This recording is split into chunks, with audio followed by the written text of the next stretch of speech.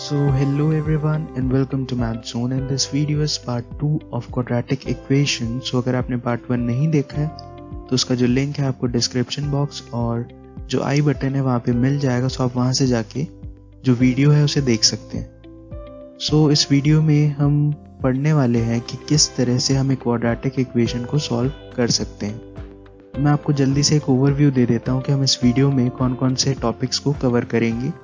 तो जो सबसे पहला होगा हमारा टॉपिक वो होगा splitting of the middle term. फिर इसके बाद हम पढ़ेंगे that how to use the quadratic formula to find the solutions of a quadratic equation. और फाइनली हम डिस्कस करेंगे कि इन दोनों मेथड्स में से कौन सा बेटर है to find the solutions of a quadratic equation. So let's begin with a very first topic which is the splitting of the middle term. So ये जो टॉपिक है वो कोई नई चीज नहीं है, आप ये सेम चीज क्लास 8, 9 और 10th में भी कर चुके हैं इन द टर्म 1। सो अगर आपको ये चीज आता है पहले से तो आप वीडियो को स्किप कर सकते हैं from the time stamps given in the description, और अगर आपको फिर भी देखना है तो आप इसे देखिए किस तरह से हम यहाँ पर इसे सॉल्व करते हैं using the splitting of the middle term. So यहाँ पे मैं सबसे पहले जो क्वेश्चन है फर्स्ट वाला उसे लिख लेता हूँ, which is 3x² minus 5x minus 2 is equal to 0। तो जो सबसे पहली चीज हम यहाँ पे करते हैं वो ये होता है कि जो कांस्टेंट वाली टर्म होती है हमारी, हम उसे मल्टीप्लाई कर देते हैं to the coefficient of x²। तो यहाँ पे अगर हम इन दोनों को मल्टीप्लाई कराएंगे तो हमारे पास आएगा 3 into -2 is equal to -6। तो अब जो नेक्स्ट चीज हमें यहाँ पे करनी होती है वो होती है to find the factors of 6 जिनको ऐड करने पे हमारे पास -5 आए। तो यहाँ पे कितने हमारे पास डिफरेंट पेयर्स बन सकते हैं जो हमारे 6 के फैक्टर्स के। तो यहाँ पे पहला पेयर हो सकता है आपका 2 और 3 का, और जो दूसरा पेयर हो सकता है वो हो सकता है आपका 6 और 1 का। तो यहाँ पर क्योंकि आप देख सकते हैं यहाँ पे हमारे पास एक नेगेटिव साइन है यहाँ पर, ठीक है। तो इसका मतलब ये है कि ईदर ऑफ देम, यानी यहाँ पर जो दो पेयर्स आए हमारे पास उनमें से किसी एक की जो वैल्यू है वो नेगेटिव होगी। तो यहाँ पर हम एक एक करके कंसिडर करते हैं। सबसे पहला जो हमारा पेयर है वो है 2 और 3 का। तो हम अज्यूम करते हैं कि जो 2 है वो नेगेटिव है और जो 3 है वो पॉजिटिव है। तो अगर हम इन दोनों को ऐड करें तो हमारे पास आएगा -2 + 3 which is equal to 1 which is not equal to -5। तो ये वाला पेयर हमारा नहीं होगा। सेम वे में हम यहाँ पे चेक कर लेते हैं -3 और 2 के लिए। जस्ट हमने यहाँ पे साइन चेंज कर दिया क्योंकि हमें इन दोनों का प्रोडक्ट -6 चाहिए था। तो लास्ट टाइम हमने -2 और 3 का चेक किया, इस बार हम -3 और 2 का चेक कर रहे हैं। तो यहाँ पे आएगा हमारे पास -3 + 2 is equal to -1 which is again not equal to -5। अब हमारे पास जो ये वाला पेयर था 6 और 1 का, तो इनमें से हम जो -1 ले लेते हैं और 6 ले लेते हैं यहाँ पे। -1 + 6 is equal to 5 which is not equal to -5 again। So जो लास्ट हमारे पास ऑप्शन बचा वो है -6 और 1। तो अगर हम इन दोनों को ऐड करें तो हमारे पास आता है -5। देयरफॉर ये हमारा जो रिक्वायर्ड पेयर ऑफ फैक्टर्स है वो ये है। तो यहाँ पर हम क्या करेंगे, जो -5 है उसको स्प्लिट करके -6 + 1 यहाँ पे लिख देंगे। तो हमारे पास आ जाएगा 3x² - 6x + 1x - 2 is equal to 0। यहाँ पर आप देख सकते हैं क्लियरली कि जो फर्स्ट 2 टर्म्स है वहां से हम कॉमन निकाल सकते हैं 3x को। तो हमारे पास अंदर बचेगा x - 2। सेम वे में हमारे पास यहाँ पे अगर हम इसे ब्रैकेट में लिख लेते हैं तो बनता है हमारे पास x - 2 और बाहर कुछ नहीं, इसका मतलब यहाँ पे है 1 which is equal to 0। तो हम इसे इस तरह से लिख सकते हैं 3x + 1 into x - 2 is equal to 0। तो यहाँ पर इन दोनों का जो प्रोडक्ट है दोनों ब्रैकेट्स का वो है 0 के बराबर। तो अगर हमारे पास कोई भी दो नंबर का प्रोडक्ट 0 होता है तो हम क्या चीज़ें वहाँ पे कह सकते हैं। सबसे पहली चीज़, लेटर से a और b जो है उनका प्रोडक्ट है 0। यहाँ पे हमारे पास दो कंक्लूजन्स निकलेंगे। सबसे पहला, ईदर a और b इज 0 या फिर a is equal to b is equal to 0। तो यहाँ पर ये वाला केस नहीं हो सकता, क्योंकि हम किसी एक पर्टिकुलर वैल्यू ऑफ x के लिए यहाँ पर हम नहीं कह सकते कि जो दोनों यहाँ पे ब्रैकेट्स की जो वैल्यू आएंगी वो हमेशा 0 हो जाएंगी। सिर्फ एक ही केस में होगा, जब हमारे पास जो रिपीटेड रूट्स वाला आएगा, तो लेकिन वो हम बाद में डिस्कस करेंगे। बट नॉर्मली अगर हम देखें तो अगर रिपीटेड रूट्स नहीं है, यानी कुछ इस तरह का नहीं है x-2 और x-2, तो यहाँ पर x की जो कॉमन वैल्यू है वो आनी चाहिए 2, तभी ये दोनों 0 होंगे। बट अगर हमारे पास x-2 है और x-3 है, तो यहाँ पे एट अ टाइम अगर मैं x की कोई वैल्यू चूज करता हूँ तो दोनों ब्रैकेट्स किसी हाल में 0 नहीं होने वाले। अगर मैं यहाँ पे -2 है यहाँ पे हमारे पास, तो यहाँ पे +2 लेता हूँ x की जगह, तो ये वाला तो 0 हो जाएगा, लेकिन ये वाला 0 नहीं होगा। यहाँ पे हमारे पास जो कंडीशन बनती है वो होती है वाली, ईदर a इज 0 और b इज 0। तो यहाँ पर हम पहला केस ले लेते हैं, तो हमारे पास आएगा 3x + 1 इज इक्वल टू 0, और जो दूसरा केस आएगा हमारा वो होगा x-2 इज इक्वल टू 0। तो यहाँ से सॉल्व करने पे हमारे पास x की जो वैल्यू है वो आएगी -1/3, और यहाँ से आएगी x is equal to 2। Therefore हमारे पास जो x की वैल्यू है वो है x इज इक्वल टू -1/3 और 2। देयरफॉर यहाँ से हमारे पास जो दो सॉल्यूशंस हैं एक क्वाड्रेटिक इक्वेशन के वो आ चुके हैं। अब हमारा जो नेक्स्ट क्वेश्चन है वो है x² + 2x is equal to 0। So x² + 2x is equal to 0। So this is the second one, और हमें यहाँ पे फाइंड आउट करने इसके सॉल्यूशंस। तो आप यहाँ पे देख सकते हैं क्लियरली कि जो हमारा जो कांस्टेंट वाली जो टर्म होती है वो यहाँ पे 0 है। तो यहाँ पर हमें एज सच कुछ यहाँ पे मल्टीप्लाई वगैरह करके देखने की ज़रूरत नहीं है, हम जस्ट यहाँ पे कॉमन निकाल सकते हैं x को। हमारे पास अंदर बचेगा ब्रैकेट में x + 2 इज इक्वल टू 0। तो यहाँ पर एक गलती नॉर्मली हम कर देते हैं, जो वो ये होता है कि जो x होता है हम इसे जो है लेफ्ट हैंड साइड में यहाँ पर ट्रांसफर कर देते हैं, और हम जस्ट लिख देते हैं that x + 2 is equal to 0 implies x is equal to -2। But ये चीज हमारी गलत हो जाती है। देयरफॉर यहाँ पे आपको क्या करना चाहिए, क्योंकि मैंने आपको बताया था एक क्वाड्रेटिक इक्वेशन के हमारे पास ऑलवेज 2 रूट्स आएंगे, लेकिन हमने यहाँ पे क्योंकि सिर्फ एक ही लिखा है तो हमारे जो मार्क्स होते हैं थोड़े बहुत कट जाते हैं। तो इस केस में क्या करना है आपको, तो अगर हम फिर से यहाँ पर जाएं, यहाँ पर आप क्लियरली देख सकते हैं that x × x + 2 is equal to 0।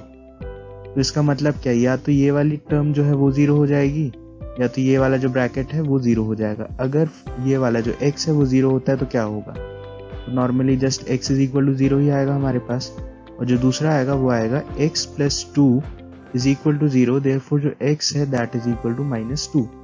Therefore ये जो होता है हमारा वो कंप्लीट सोल्यूशन होता है। सो अब जो थर्ड वाला है that is x² - 4 is equal to 0।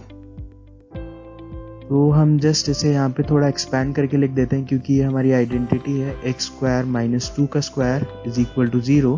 तो ये हमारा आ जाएगा x + 2 और x - 2 is equal to 0। Therefore हम यहाँ पे लिख सकते हैं that x + 2 is equal to 0 और x - 2 is equal to 0। Therefore जो x की वैल्यू है वो आ गई यहाँ पर -2, और यहाँ पे जो x की वैल्यू है वो आ गई 2। देयरफॉर हमारा यहाँ पे जो सॉल्यूशंस आ गए वो आ गए x इज इक्वल टू -2, 2। तो अब जो हमारा फोर्थ वाला जो क्वेश्चन है यहाँ पे वो है x² + x - 13 is equal to 0। तो यहाँ पर अगर हम मल्टीप्लाई कर दें जो कांस्टेंट वाली टर्म है उसको coefficient of x² which is basically 1/है, तो हमारे पास क्या आया -13। अब हमें -13 के फैक्टर्स ढूंढने हैं, तो बेसिकली यहाँ पे हमारे पास एक ही पेयर बनेगा, वो है 1 और 13 का। अब क्योंकि नेगेटिव साइन है हमारे पास यहाँ पे, तो हम अगर इसके पेयर्स बनाएं डिफरेंट, जो यहाँ पे कॉम्बिनेशन बन सकते हैं इसमें, वो है -1 और 13 का और -13 और 1 का। अगर हम इन दोनों को ऐड करके देखें तो क्या वो हमें यहाँ पे 1 के बराबर आएगा? तो हम चेक कर लेते हैं। -1 + 13 = 12 which is not equal to 1। Same way में अगर हम -13 + 1 करते हैं तो that is equal to -12 not equal to 1। But यहाँ पे तो हमारे पास जितने भी अवेलेबल पेयर्स थे फैक्टर्स के वो खत्म हो गए। तो अब हम क्या करें? ऐसे केसेस में हम यूज करते हैं क्वाड्रेटिक फॉर्मूला का। व्हाट इज क्वाड्रेटिक फॉर्मूला, वो हम देखते हैं नेक्स्ट स्लाइड में।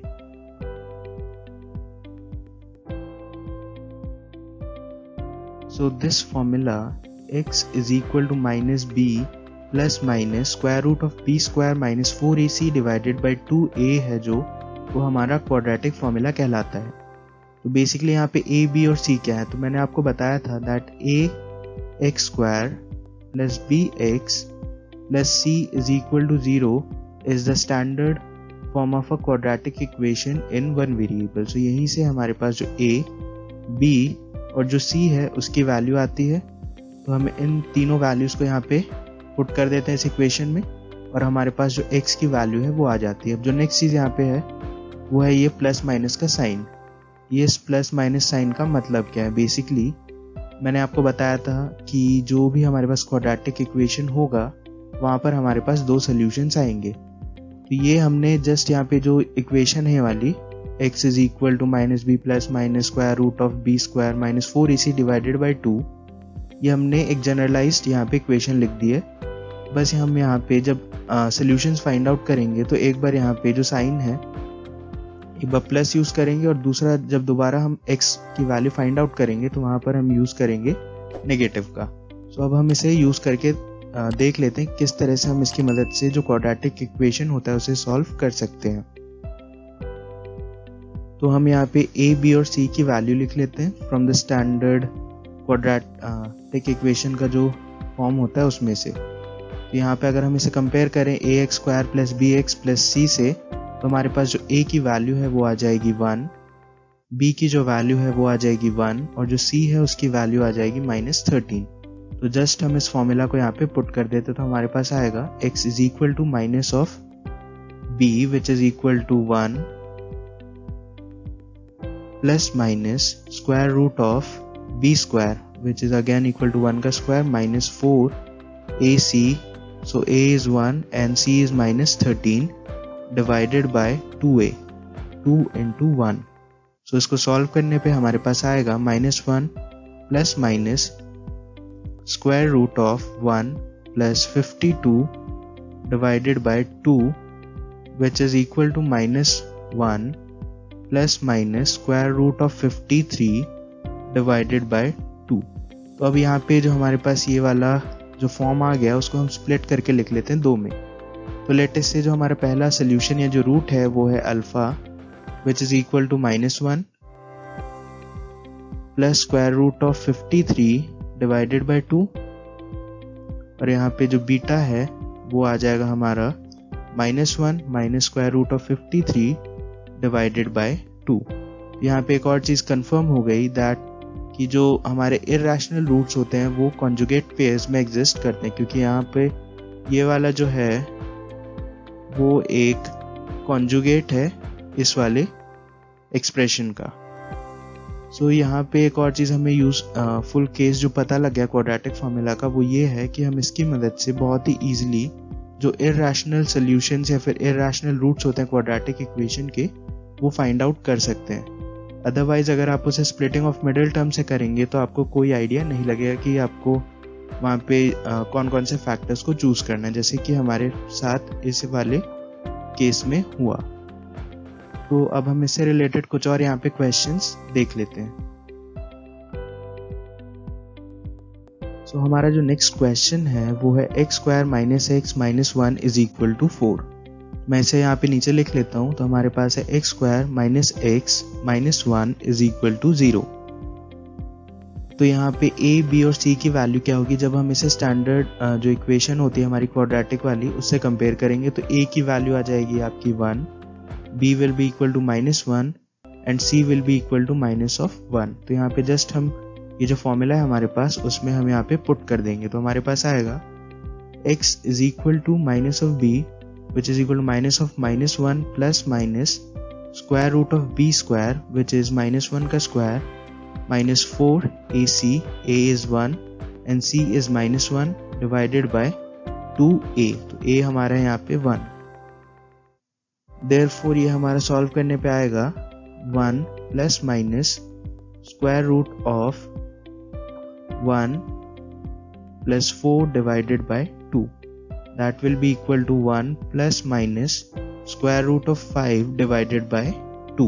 तो यहाँ पे जो अल्फा है हमारा पहला सोल्यूशन, ये जो रूट है उसकी वैल्यू आ जाएगी 1 plus square root of 5 divided by 2, और जो दूसरा है हमारा वो आ जाएगा beta is equal to 1 minus square root of 5 divided by 2। अब एक यहाँ पे इंटरेस्टिंग सा फैक्ट है दैट ये वाला जो नंबर है हमारा 1 plus square root of 5 divided by 2, तो ये हमारा कहलाता है गोल्डन रेशियो, और इसे हम डिनोट करते हैं 5 से, जो कि कुछ इस तरह से दिखता है। सो अब जो 5 होता है जब आप इसे सॉल्व करेंगे 1 plus square root of 5 divided by 2, तो that will be equal to 1.6, यहाँ पे समथिंग करके आपके पास एक इरैशनल नंबर आएगा। सो बेसिकली गोल्डन रेशियो क्या है? So it is the ratio of the length to the breadth of the most beautiful rectangle.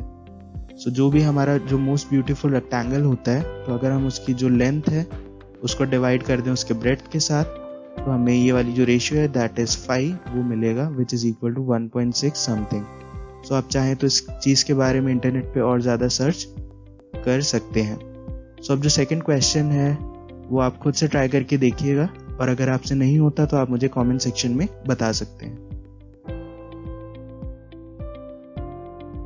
So after learning both the splitting of the middle term and the quadratic formula, so the question which can come to your mind that which of the following is better. So basically I would suggest कि यहाँ पे आप हमेशा solve करें जो भी equation है उसे using the quadratic formula until and unless it is given that you have to do it by splitting the middle term. इसके यहाँ पे काफ़ी सारे बेनिफिट्स हैं। सबसे पहला तो ये है कि यहाँ पर आप फाइंड आउट कर सकते हैं इरैशनल रूट्स को, और ये जस्ट हमारा एक प्लग एंड प्ले ऑप्शन है। प्लग एंड प्ले इसका मतलब ये है कि हमारे पास जस्ट एक फॉर्मूला है, हमें वहाँ पे वैल्यूज को सब्स्टिट्यूट करना है और हमारा आंसर आ जाएगा इजीली। बस यहाँ पे एक छोटी सी डिफिकल्टी ये आती है जब तक तो हमारे पास जो स्क्वायर रूट के अंदर जो टर्म है वो सिंपल होता है। जैसे for example square root of 25, तो हमें पता है ये 5 के बराबर है, बट यही चीज़ अगर कुछ इस तरह से हो जाए स्क्वायर रूट ऑफ 3025, तो ये फिगर आउट करना थोड़ा सा मुश्किल हो जाएगा कि क्या ये वाला जो टर्म है इनसाइड द स्क्वायर रूट वो परफेक्ट स्क्वायर है या नहीं। सो इसके लिए आपको प्रैक्टिस होनी चाहिए कि किस तरह से हम एक स्क्वायर रूट को सॉल्व करते हैं।